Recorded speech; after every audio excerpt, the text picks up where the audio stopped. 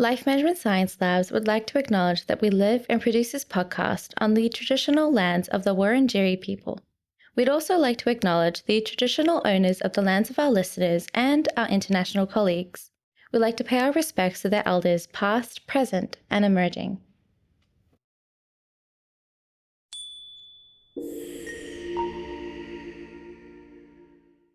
Hey everyone, and welcome to All Together, the Family Science Insights podcast, produced by Ellen Massell, the Life Management Science Labs. We are champions of life management science, providing structured insights informed by science and inspired by practice on key aspects of conscious living. Each week we bring you scientific and practical insights on each element, with the expert knowledge of professionals in the field. I'm your host, Dina Sargent. Let's get started. Hello and welcome back to the show. In human relationships, love and support should offer a sense of warmth and security. Yet, for many, relationships are plagued by emotional manipulation and control. So today we seek to answer a question that may seem simple on the surface, but carries profound implications for how we understand, recognize, and address emotional abuse. Is emotional abuse a form of domestic violence? And guiding us through this is domestic and family violence researcher and Professor Susan Heward-Belle. With almost 30 years of experience in the domestic violence and child protection fields, Sue teaches at the University of Sydney and has a particular interest in advancing gender equitable and socially just approaches to practice that counter mother blaming. So we're incredibly fortunate to have her here with us on the show today. Welcome, Sue. Oh, thank you. It's a pleasure to be here. Yeah, it's great to have you here, and I'm really keen to learn more from you. But before we begin, do tell us about your background and what compelled you to pursue domestic and family violence as a profession. Okay, yeah. I guess, obviously the choices that you make professionally are probably influenced a lot by your sort of personal circumstances. I guess I grew up in Canada with a single parent who was my mother. And I guess I really did sort of recognize how difficult it is for single mother parents to, do everything that society expects of them in caring for their family. So I guess that kind of, she was a nurse, probably engendered a sense of sort of care and responsibility within me. So I went into social work and really wanted to do some type of work that would kind of assist families and children, and really became very much aware of the high rates of domestic and family violence and wanted to do something substantial about trying to reduce that. Yeah, that's wonderful. It seems like you've come a long way. Yeah, definitely. Geographically, definitely sort of came from, did a lot of my sort of undergraduate studies in Canada and a lot of the postgraduate research in Sydney specifically, and really have always worked in this area and had a real interest in thinking about, not only how domestic violence affects adult victim survivors, but also how children can be impacted. Yeah. So I'm really curious to know from your extensive experience, what would you say is a common misconception about family functioning?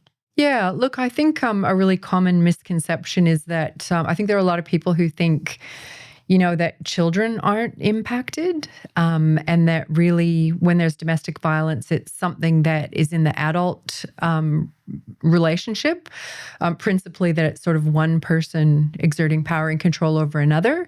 And I think there's still a very long way to go to get people to recognize how that has a really adverse effect oftentimes on children and young people. Yeah. Well, that's a great preface for our topic for today. But before we go further into detail, I would love to get to know you better. So this is Have You Met Sue? Okay. Now there's going to be a rapid fire little section. So do answer them within a few words as best as possible. Book, like favorite book. Well, I think like for this topic, Simone de Beauvoir's The Second Sex was a very sort of instrumental text to me. But if it's just recreational and, for the love of reading, I'd have to go with The Book Thief. And movie? The Book Thief. Okay. What about podcasts? I love The Minefield and The Philosopher's Zone. 2 for 1. Okay. Role model?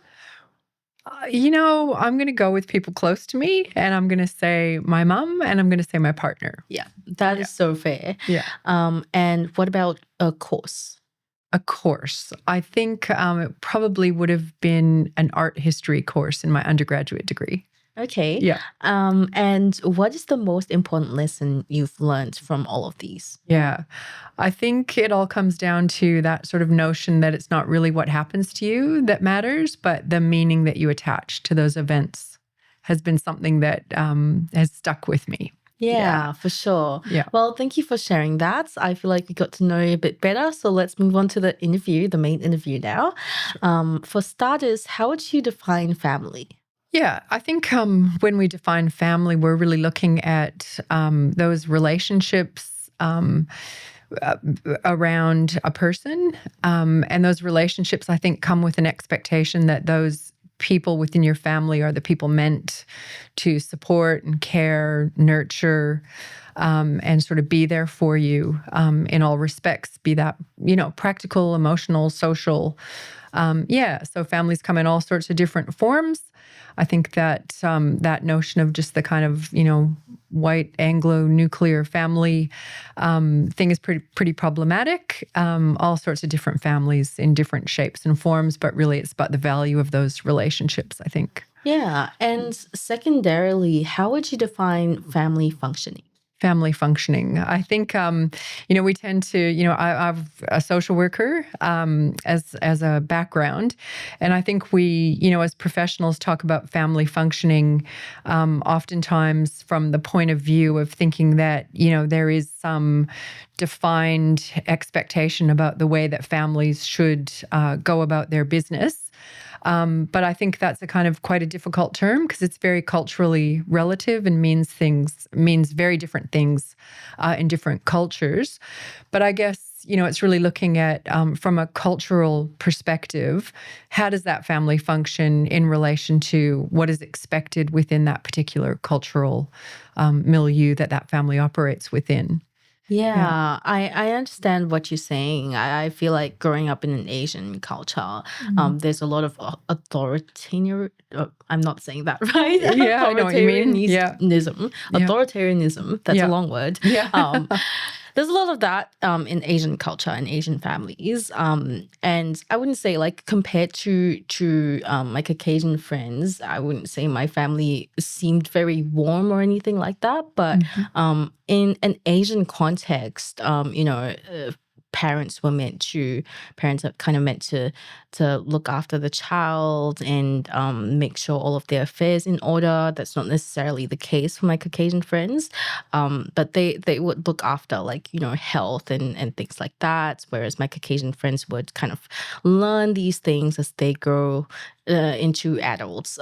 So there's a huge difference there in terms of parental expectations already. But with regards to our topic for the day, how would you define domestic violence? Yeah, I think when we talk about domestic violence, we're really talking about sort of a patterned behavior. So it's a kind of, it's an umbrella term that includes many forms of abuse that can be perpetrated by one person against another, and that might be multiple people. But really, we're looking at a kind of patterned, repetitive set of behaviors that principally have a goal in mind.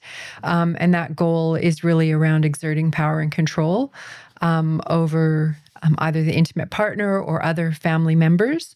And when I think about domestic violence, I think that we can often make a lot of mistakes. You'll often hear people talk about domestic violence as being the result of a relationship dysfunction.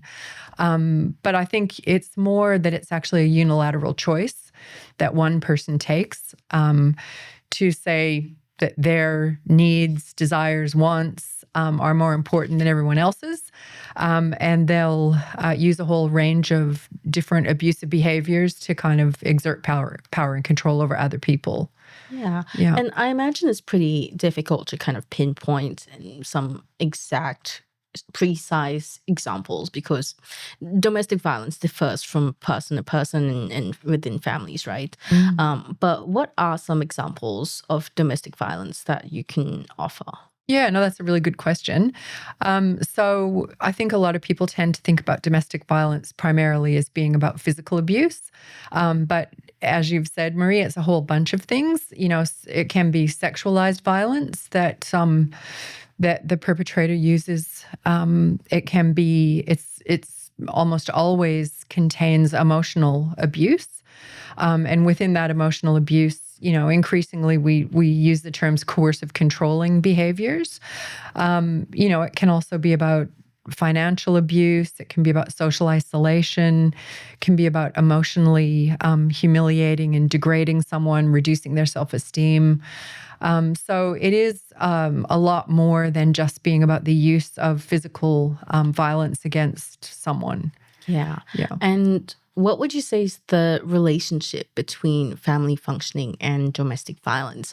Would someone experiencing domestic violence, would a family with would a family experiencing domestic violence be able to portray themselves as a family that's functioning? Yeah, I think there's an increasing amount of research now that actually talks about this term like compensatory mothering, that really shows that many women who are parenting within that really difficult space are oftentimes managing to do a very good job with their children, despite the abuse and the oppression and the adversity that they're facing.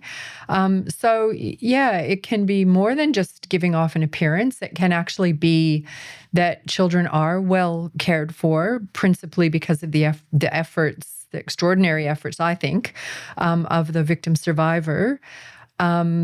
But, oftentimes we also know that living with domestic and family violence can have a pretty adverse impact on family functioning. Very difficult to, parent in the way that you want. It's very difficult to kind of socialize in the way that you want, run your finances the way that you want when you're actually feeling like you're controlled by someone else.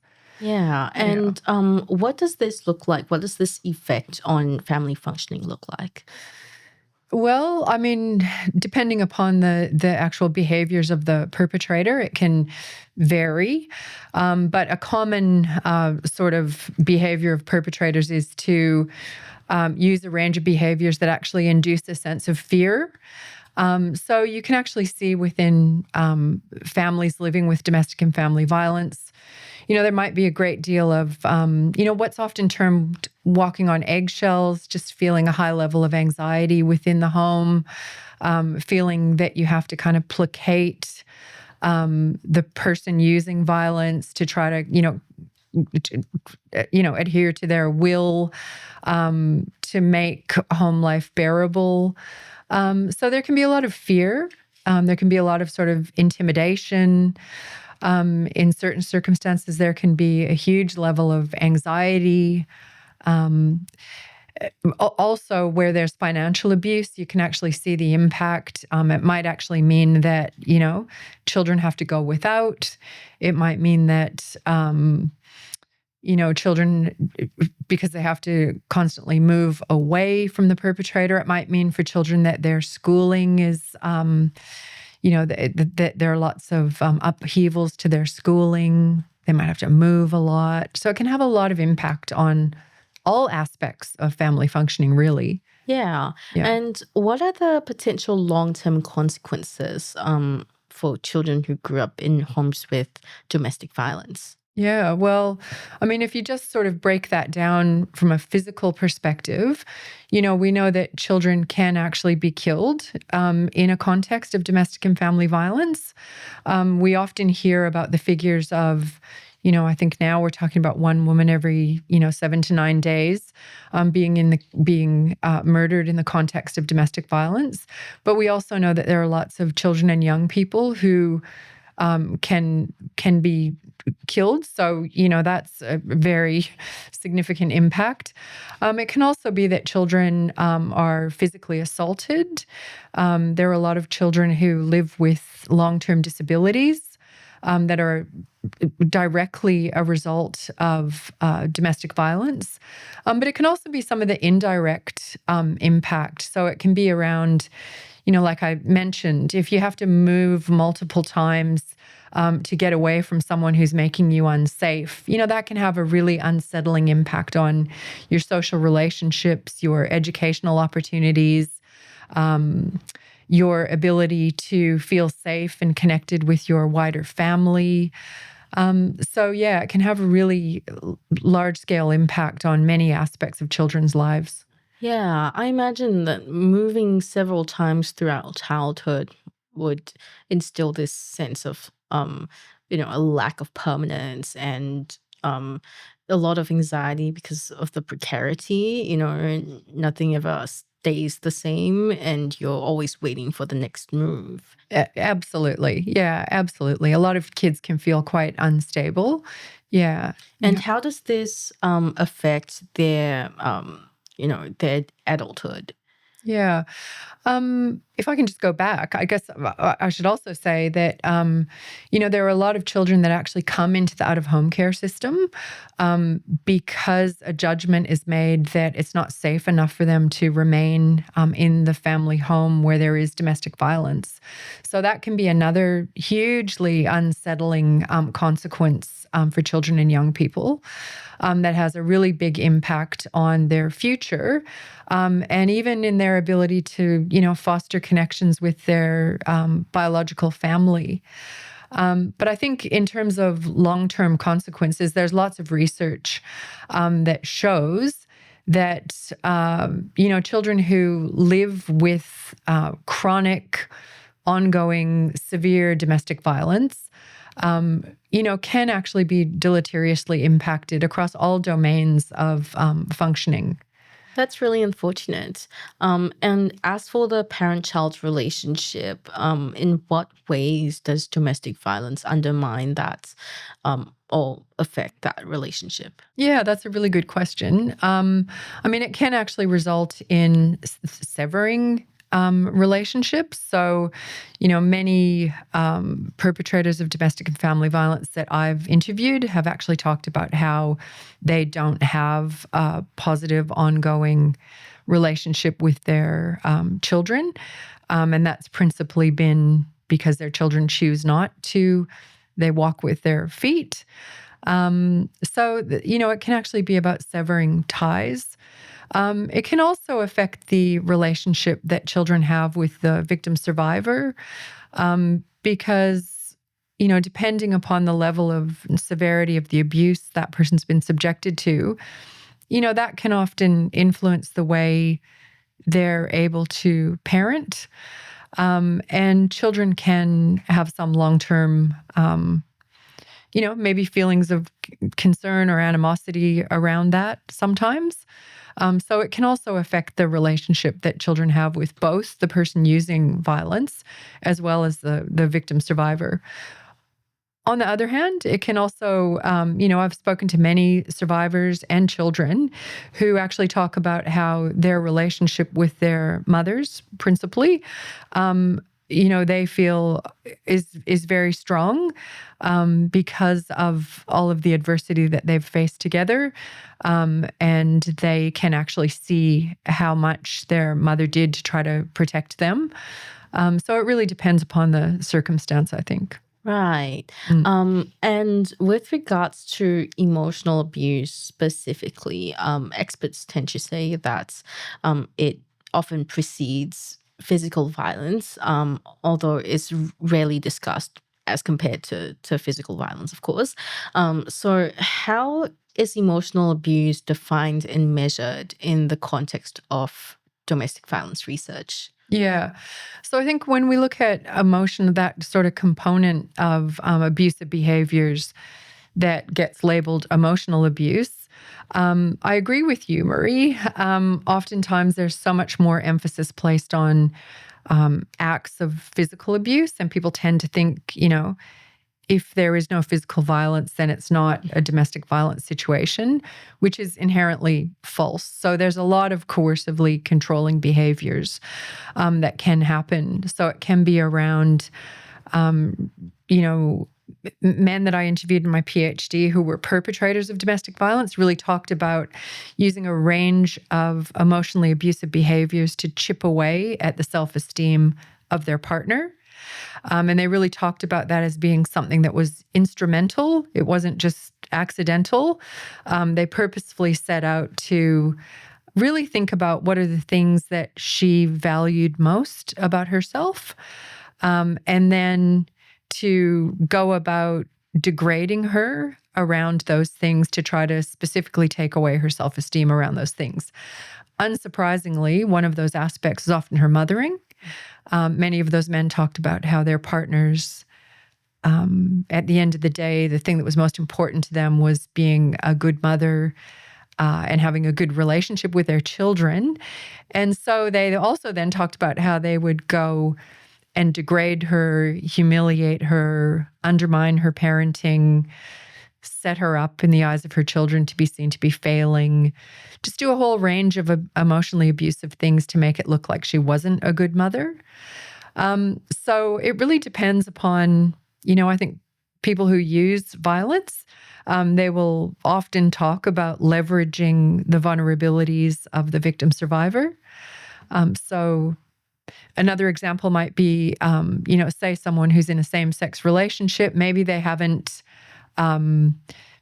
shared that yet with other people close to them. It can be the threat of outing them, taking control of their decision-making ability around who they tell, when they tell, etc. So really, the range of emotionally abusive behaviors is just kind of contingent upon the imagination, I guess, of the person using violence, but it's usually targeted at undermining something that victim survivor values most about themselves. Wow, that is really calculated, but it sounds like it's really hard to pinpoint when it's happening. These perpetrators, uh, how how can one tell if a perpetrator or a suspected perpetrator is doing this on purpose or if it's just emotional immaturity? I think that's a really interesting question. It begs the question of should we concentrate on the intention or should we be concentrating on what the impact is? And I would argue for the victim survivors' sense of agency and their sense of safety, it's probably most important for them to think about what is the impact of these behaviors on me, and not necessarily get completely caught up in thinking about what was the perpetrator's intention. That's kind of their responsibility to regulate and manage their behavior. But I think thinking about is my life becoming smaller? Or is my decision-making capacity becoming more restricted? Am I growing? Is my sense of agency expanding? Are my relationships expanding? Do I feel free to be who I am? If you're constantly answering no to those questions, then I think it's probably worth reflecting on, and really thinking about, is this relationship serving me well? Right. It Yeah. sounds like at best it's a bad relationship and at worst it's domestic violence. Possibly. Yeah. Yeah. Oh, Yeah. that's really tough. And what are some other reasons that emotional abuse is so difficult to recognize? I think probably because maybe sociologically as a group of people, perhaps we haven't treated each other as well as we could. So there are probably a lot of poor examples within relationships, generally speaking, even those relationships that we wouldn't necessarily put a label of being domestically violent on. So I think, if you think about our popular culture, our books, our movies, our podcasts, not this one, oftentimes we have a lot of content that is about violence against women, that is about treating women with a huge amount of disrespect. That is kind of the social cultural baggage that we carry. So I think maybe that makes it difficult for people to think about, what exactly is that line between what's socially acceptable versus when does this become emotional abuse, domestic violence. Yeah. And that's really interesting to talk about the women's perspective, women's experiences, especially with all the media and how normalized it is to show disrespect to them.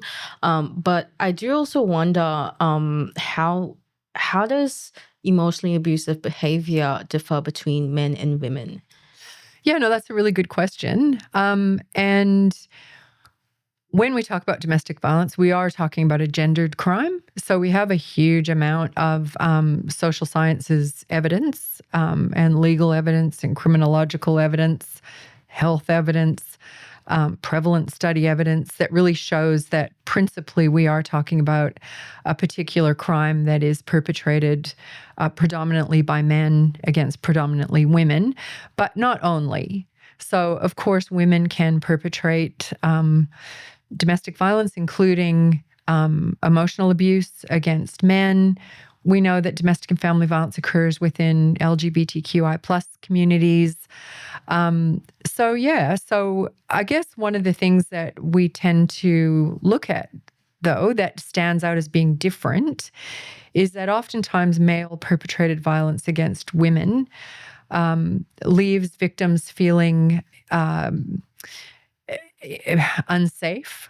A lot of victim survivors who are women will talk about feeling scared, feeling a high level of fear. And oftentimes it is that high level of fear that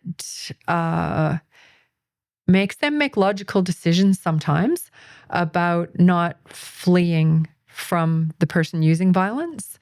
When we talk to male victims of domestic and family violence, we can hear about similar tactics being used, but less frequently we hear about those men feeling that they're living in fear. Alongside that, we hear female victim survivors talk more about feeling that they have less opportunity to leave, particularly when there's financial abuse. And conversely, when we talk to male victims, we don't hear them as frequently talk about feeling that they have less of a sense of agency or less of a sense of ability to leave that relationship. So those are two really important features. Even though the abusive behaviors can be similar, the actual impact can be experienced quite differently. Yeah. And in what ways does emotional abuse impact the victim's mental health and well-being compared to physical forms of violence, for example? Yeah, look, that's a tricky question because oftentimes they coexist, they co-occur. But, emotional abuse can leave a person feeling pretty exhausted, pretty degraded. It can chip away at survivors' self-esteem. It can, again, if there's financial abuse, it can chip away at their finances, leaving them with limited opportunities to kind of make decisions, whether that be about, trying to move to a new location or, just take control of finances, etc. So emotional abuse can really leave people, it can be like quite hidden as well. It can be a kind of invisible form of abuse that maybe people don't understand as much.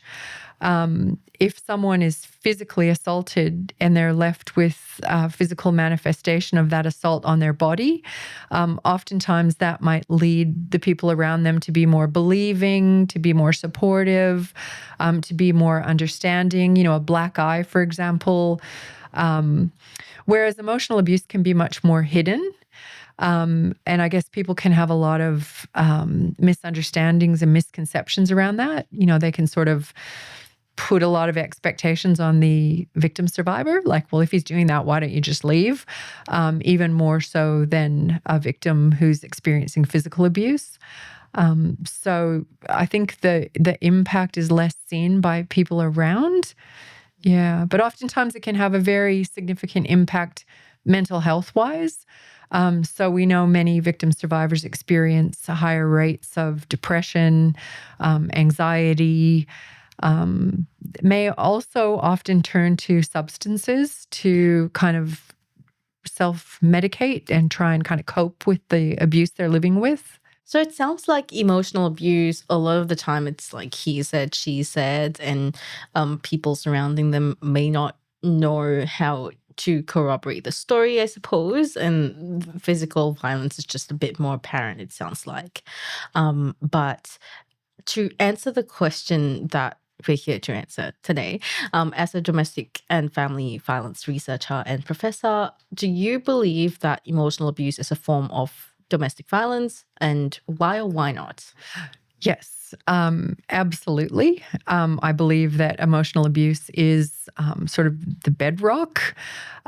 So many victim survivors who experience domestic and family violence, they might not ever experience physical or sexualized violence perpetrated against them, or they might experience that infrequently. But many, many, many women talk about experiencing a whole range of coercively controlling behaviors or emotionally abusive behaviors. Things that we've talked about already, things like financial abuse, being humiliated, degraded, a whole range of assaults on their dignity, assaults on their self-esteem, chipping away at the things that matter most to them, being sort of set up to appear to be crazy, what we might call gaslighting.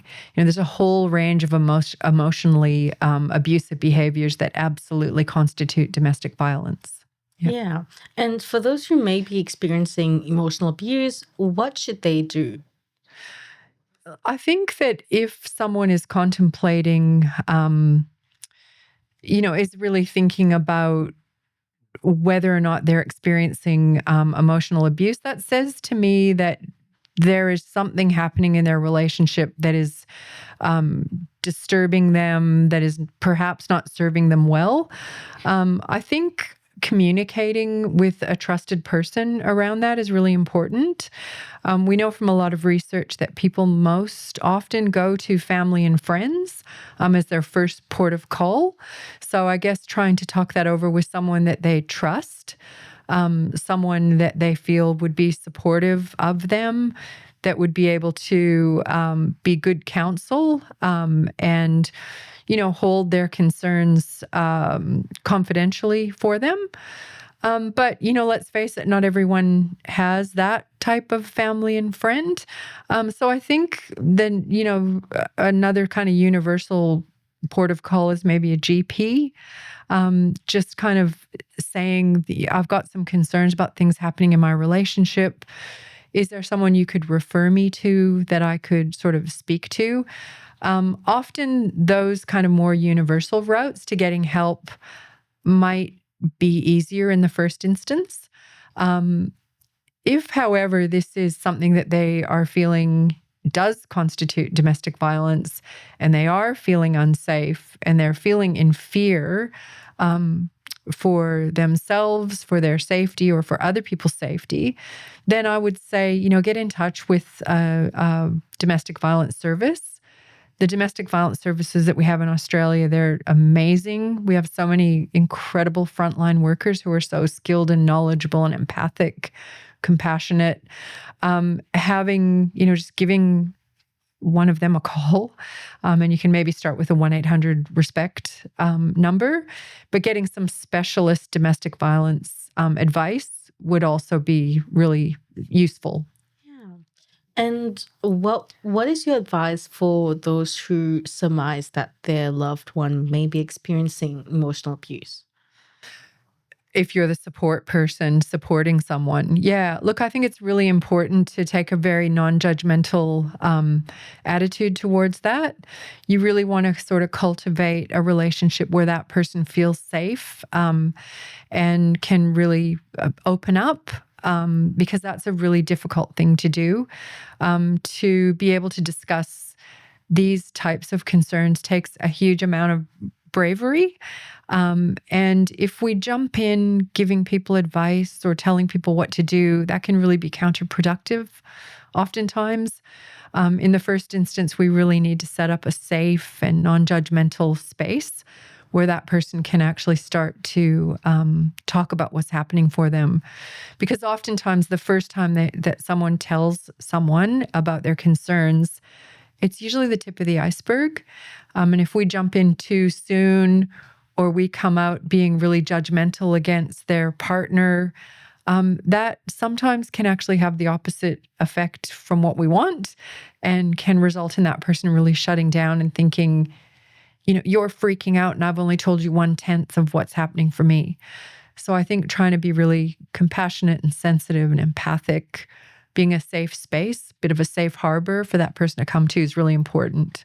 Yeah, for sure. Well, thank you so much for sharing all of that with us. I think it was really insightful, and I hope it was really useful to our listeners as well. But now let's move on to the break section, and we're doing questions from the internet today. So I'll be asking you some questions from the netizens for your expert insight and advice. So, question one: what are the signs that emotional abuse is going to turn into physical abuse one day? I know it doesn't always mean it'll turn into physical abuse, but are there signs to watch out for?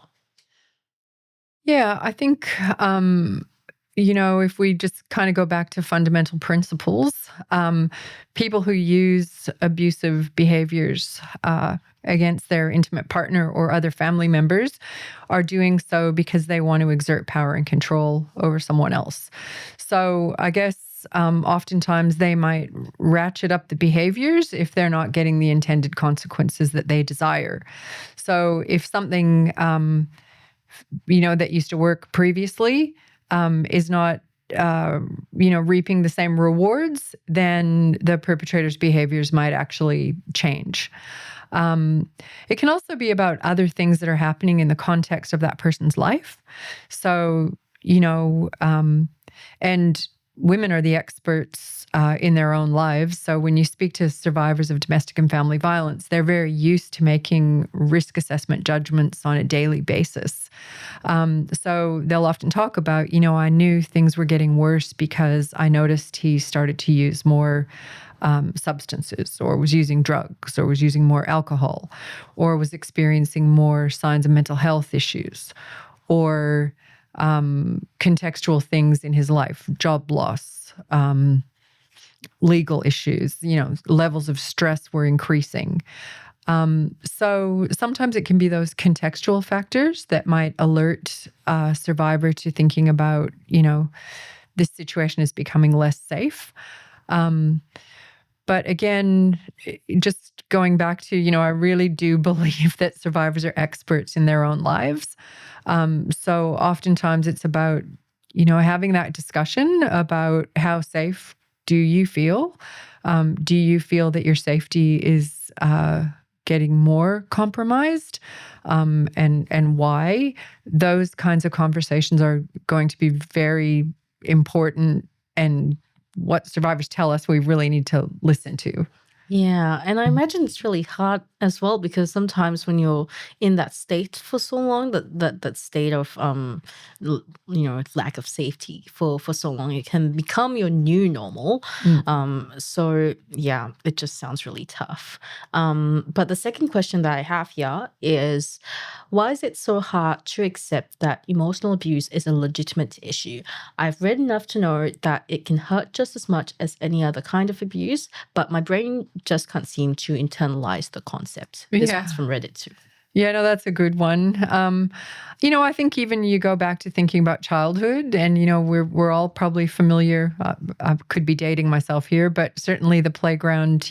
Sticks and stones may break my bones, but names will never hurt me. That is something that's an attitude, at least, that we often are socialized into in terms of, we've got a whole lot of baggage, I think, that sort of says to us from a very early age that, just pull yourself up by the bootstraps. They're just calling you names. It's not a big deal. But we do know that when we're talking about domestic violence, it's not just a one-off occurrence. We're talking about something that's patterned, repetitive, calculated. It's got an intended consequence. So I think sometimes it might be that we use that yardstick of, oh, he just called you a name and you're being too sensitive, when in fact that might be something that she's subjected to 24/7, year in, year out, amongst a whole other range of abusive behaviors that we don't understand. Yeah. Yeah. Okay, so third question. My husband has a way of redirecting conversations to place the focus on him. Is this manipulation or lack of awareness? For context, a couple of nights ago, I let my frustration out and yelled at our 8-year-old, after which I apologized to her. I told my husband I was feeling terrible about it and that I was broken. He responded with, "That makes me feel responsible." The next morning, I was still feeling emotionally raw and rejected sexual intimacy, to which he said, "There's a girl at the DMV I think is cute." And while we both discussed opening the relationship in the future, at that moment, it felt like retaliation, but I'm just not sure. I guess it would be going back to, is this something that is, recurring? Is this a one-off situation? Is it a kind of singular episode? Is it a misunderstanding? Even if it was a one-off and a misunderstanding, it sounds pretty bad. It sounds like something that person would want to be having a look at and thinking about, is this relationship in need of some attention? Do we need to talk about this? I guess it comes down to, would this woman feel safe about bringing these issues up? And I think that's a good starting point. If she felt that, she would be unsafe in trying to bring her concerns to the table for discussion, that might be a really good place to start with. Is this an example of emotional abuse / domestic violence, or is this less than optimal relationship? Right. At best, there should be a conversation about what's going on. Yeah, I think, do I feel safe to have this conversation? If I don't feel safe having this conversation, what do I think might happen to me? Do I think he'll fly off the handle? Do I feel like he might hit me? Do I feel like he'll take it out on the kids? If that's how she feels, then that's quite different to being in a suboptimal relationship with someone who sounds quite emotionally immature and maybe narcissistic. So there are lots of bad relationships that, unfortunately, that don't necessarily fall in the category of being domestic violence. But I think irrespective of that, everyone has a right to feel good in their own skin, to feel good in their relationship, to feel safe, to feel loved, to feel trusted. So irrespective of whether or not that's domestic violence, I think that woman that's written in there has every right to question some of those behaviors that she believes are happening. Yeah, that's really well said. Well, thank you for answering the questions from the internet. I hope that the people that we've answered the questions for have found some solace in what the answers were. And we're moving on to practices and habits. This is where we talk about the practical day-to-day application of what you just shared with us. And this is with respect to family functioning. So, what habits would you recommend practicing to maintain positive family functioning? Can I go into a pet peeve? Sure. I think it's so easy for us now to be so consumed with being 24/7 available to other people on our phones, our laptops, our devices. I think the best gift that we can give anyone is our complete and undivided time and attention. I think that really shows children, partners, how much we care. So I think if there's anything families can do in their daily routine, whether that be over dinner, I don't want to be prescriptive and put rules in people's lives, but, people will do that the way they want to do that. But I think finding the spaces to carve out time where, we're together, we're making eye contact, we're all about, each other, we're socializing with each other, we're talking. I think those things are really important because they really set the groundwork for when something's going wrong. If you've got that kind of stable, strong foundation, it's more likely that your kids are going to feel safe to come to you to talk about those things. So I guess trying to, as best we can, find that reduce distractions and kind of be there for one another. Yeah, the bond is really important. Quality time over quantity time. Yeah. One thing that my family likes to do sometimes is during a game night. Yeah. And we have all these board games. They're not anything like super exciting. It's just Scrabble. Yeah. Good old Scrabble. Okay. Absolutely. Yeah.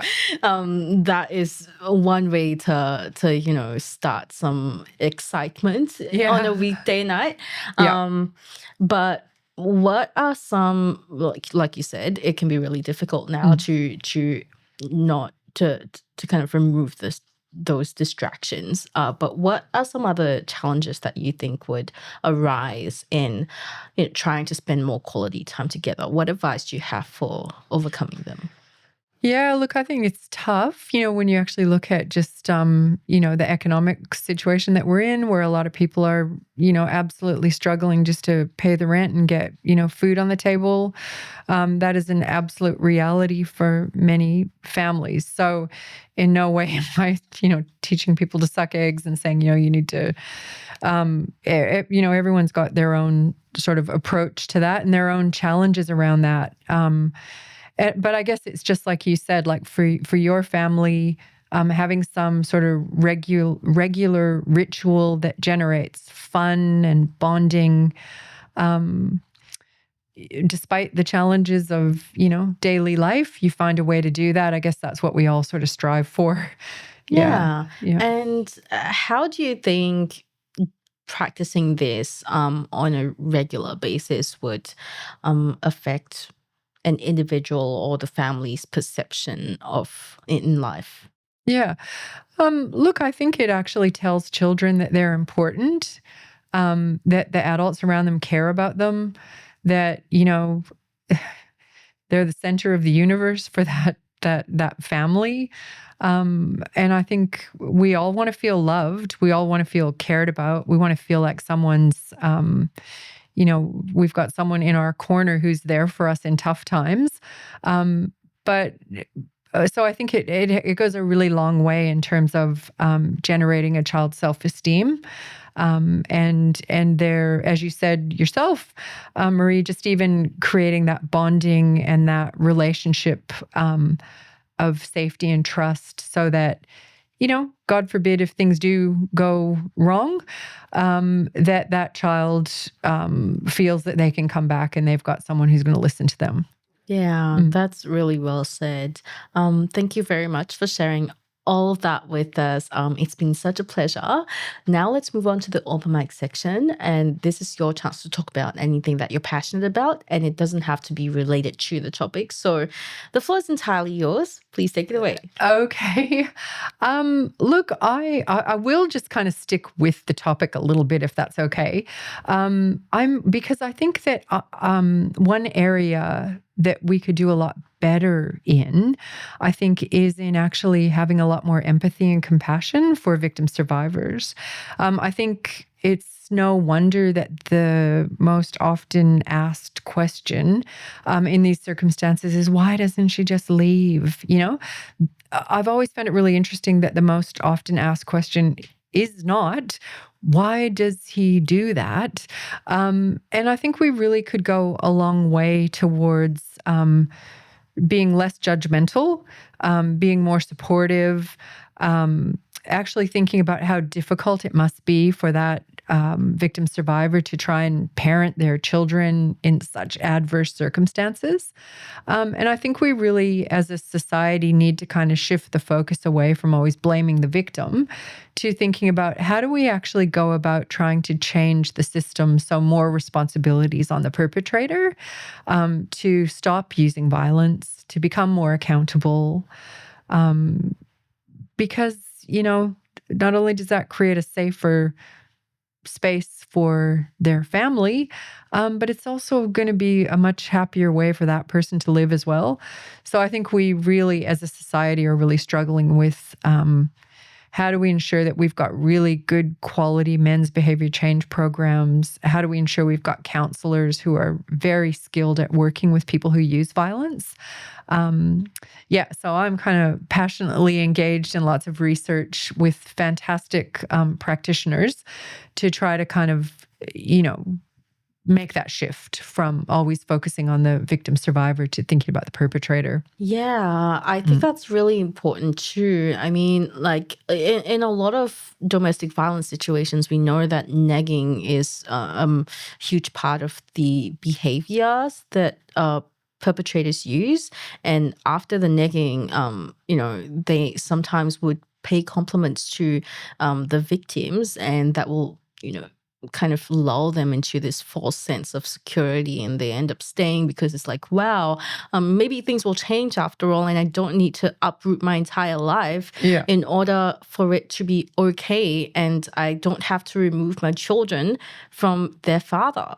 So there's so many things to consider there. So I really think it's important to talk about why perpetrators are doing this rather than why victims don't leave. It's really difficult for them to leave, especially with a child.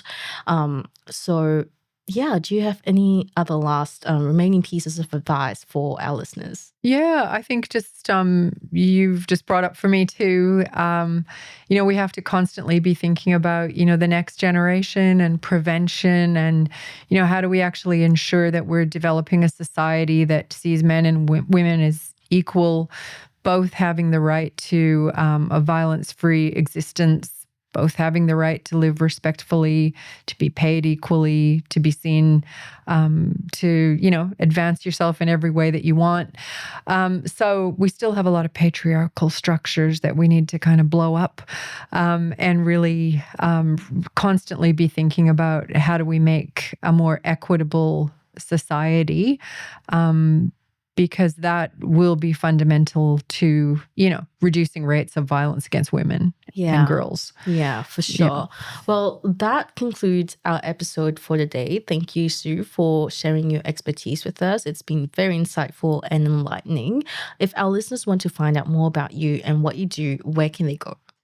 You can just go to the University of Sydney website. Just Google me, send me an email. I'd be happy to respond. That's probably the easiest way. Okay, excellent. We'll leave those in the show notes or the YouTube description, wherever you're tuning in from. And last but not least, this is a reminder that family and domestic violence of any kind is never acceptable. Everyone has the right to feel safe, respected, and supported. So if you're in Australia and experiencing emotional abuse or domestic violence, there is help and support available. So call or visit 1800 RESPECT, Men's Line Australia, or Q Live. We'll leave the details in the show notes as well. Thank you everyone for tuning in. We hope you found this really helpful, and we'll catch you in the next episode. You've been listening to All Together, the Family Science Insights podcast, produced by the Family Science Labs, a division of LMSL, the Life Management Science Labs. More episodes are available from 10 life management perspectives, and can be found by searching LMSL on Apple Podcasts, Google Podcasts, Spotify, and other podcasting apps available on your devices. If you enjoyed this episode, please consider rating our show, sharing it, and subscribing to our channel, as it helps other people find it so that we can grow and bring you more quality resources. More of our work can be found on our website at fa.lmsl.net, where you can join our movement. I'm Dina Sargent. Thanks for tuning in.